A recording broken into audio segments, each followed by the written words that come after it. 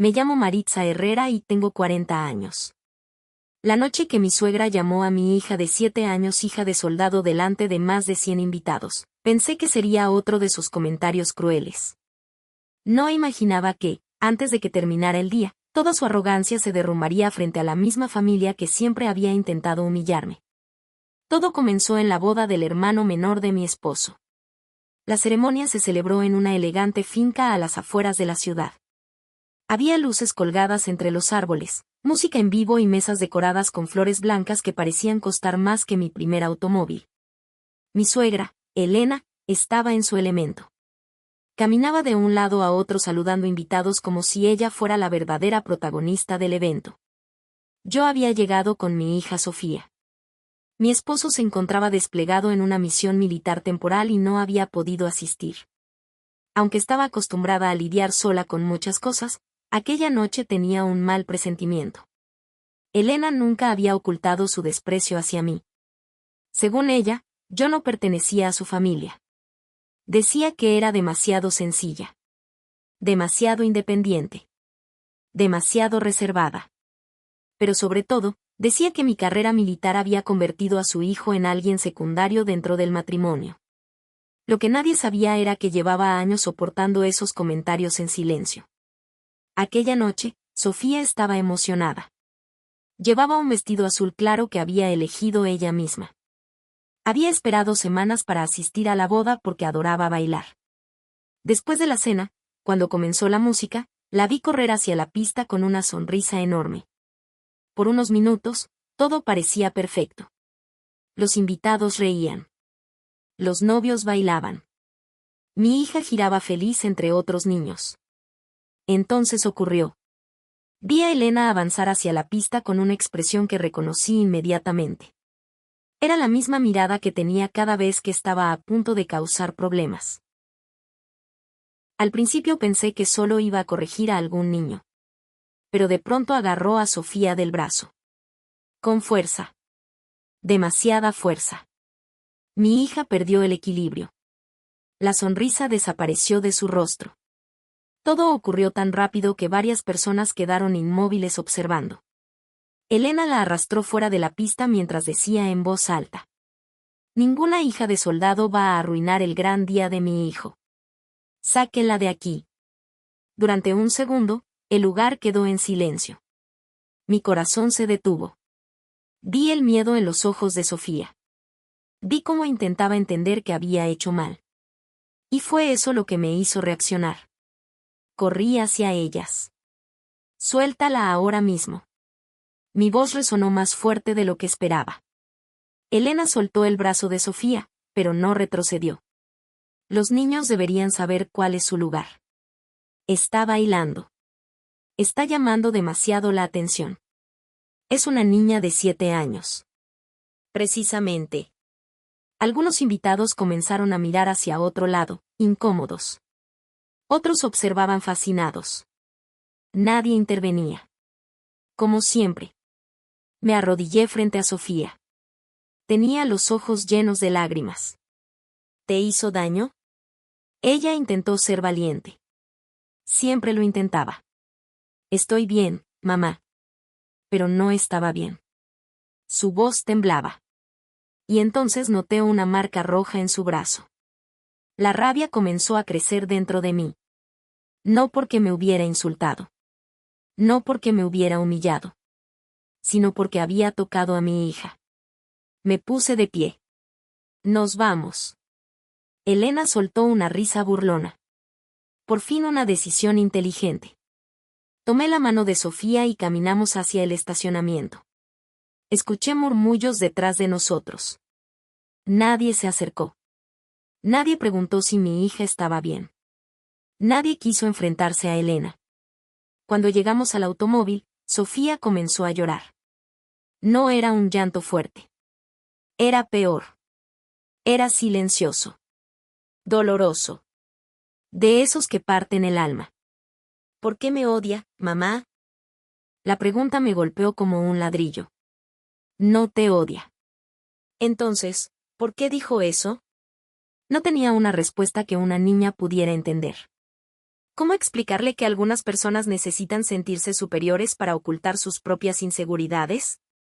¿Cómo explicarle que la crueldad muchas veces no tiene lógica? La abracé. Escúchame bien.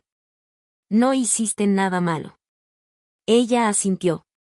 Pero sabía que esas palabras no borrarían lo ocurrido.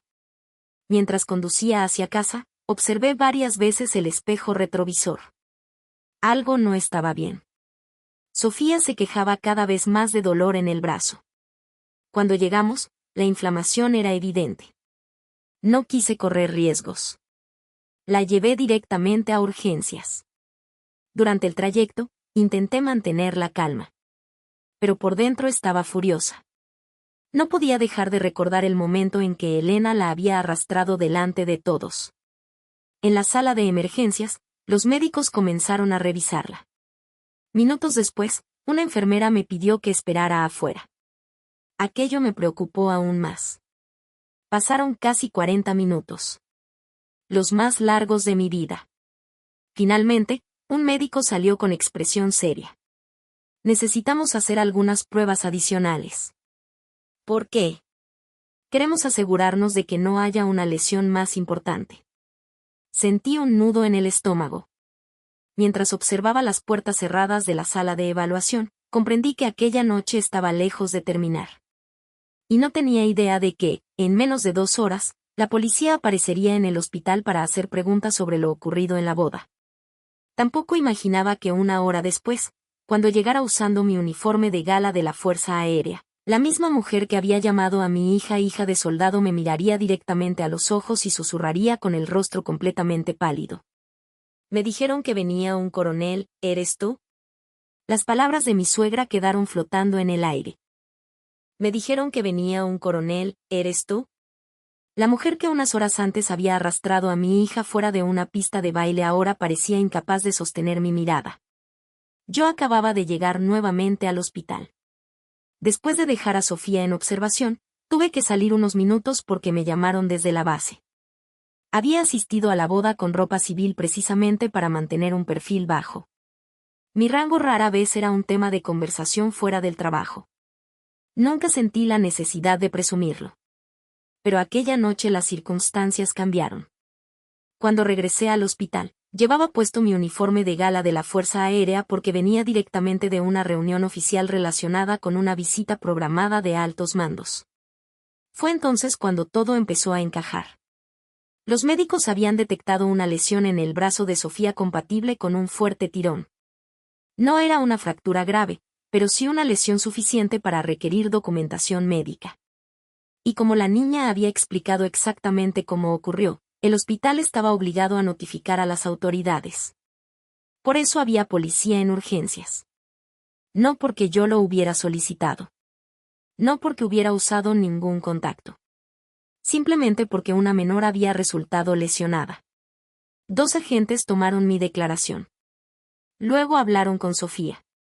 Después comenzaron a contactar a posibles testigos que seguían en la boda.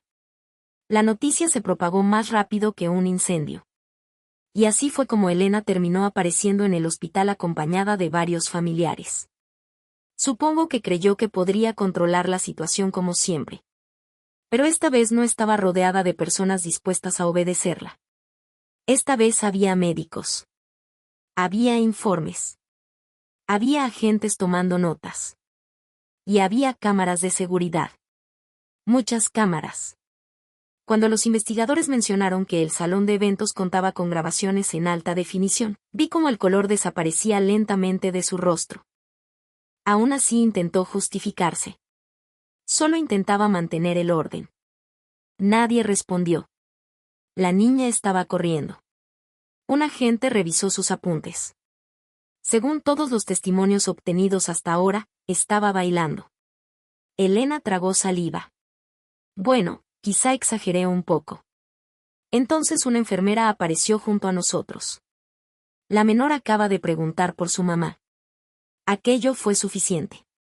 Me alejé sin decir una palabra más. Entré a la habitación. Sofía estaba acostada en la cama observando el techo. Cuando me vio, sonrió. Una sonrisa pequeña. Cansada. Pero real. ¿Ya terminó todo? Tomé asiento junto a ella. Casi. ¿La abuela Elena está enojada? La pregunta me rompió el corazón. Incluso después de lo ocurrido seguía preocupándose por los sentimientos de los demás. Le acomodé el cabello detrás de la oreja. Lo importante es que tú estés bien. No quiero volver a verla. Fue la primera vez que le escuché decir algo así sobre un familiar. Y entendí que el daño no estaba solo en su brazo. Estaba en su confianza. En su inocencia. En la forma en que ahora vería ciertas reuniones familiares. Esa noche me hice una promesa. Nunca volvería a permitir que nadie la tratara de esa manera. Sin importar quién fuera. A la mañana siguiente llegaron más noticias. Las grabaciones habían sido revisadas. Mostraban claramente cómo Elena cruzaba la pista de baile. Cómo sujetaba el brazo de Sofía. Cómo la arrastraba varios metros. Cómo mi hija intentaba soltarse. Y cómo terminaba llorando. La evidencia era irrefutable. Los mismos familiares que habían permanecido en silencio durante la boda comenzaron a cambiar de actitud. Mi cuñada me llamó llorando. Dijo que había visto todo. Que debió intervenir. Que lamentaba no haberlo hecho. Otros parientes enviaron mensajes parecidos. Algunos incluso confesaron que llevaban años soportando el comportamiento de Elena por miedo a sus reacciones. Por primera vez, alguien la enfrentaba. Y no era yo. Eran las consecuencias de sus propios actos. 3 días después, Sofía recibió el alta médica. Cuando salimos del hospital, respiró profundamente y sonrió. Parecía más fuerte. Más tranquila. Como si hubiera comprendido algo importante. Mientras caminábamos hacia el automóvil, me tomó la mano. Mamá. Sí. ¿De verdad eres coronel? No pude evitar reír. Sí. ¿Y por qué nunca lo dices? Pensé unos segundos antes de responder. Porque un uniforme no define quién eres. Ella asintió lentamente. Entonces, ¿qué define a una persona? Miré el cielo despejado sobre nosotros. La forma en que trata a los demás cuando cree que nadie está mirando. Sofía sonrió. Y supe que había entendido. Las semanas siguientes fueron difíciles para Elena. Muchos familiares dejaron de apoyarla. Algunos cortaron contacto temporalmente. Otros exigieron disculpas. Finalmente me llamó. Por primera vez en más de una década, su voz no sonaba arrogante. Sonaba derrotada. Pidió hablar conmigo.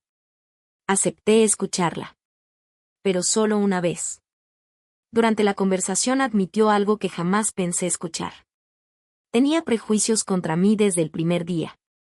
Siempre había visto mi carrera militar como una amenaza. Nunca soportó que una mujer alcanzara un rango que ella consideraba imposible. Y descargó ese resentimiento sobre mí durante años.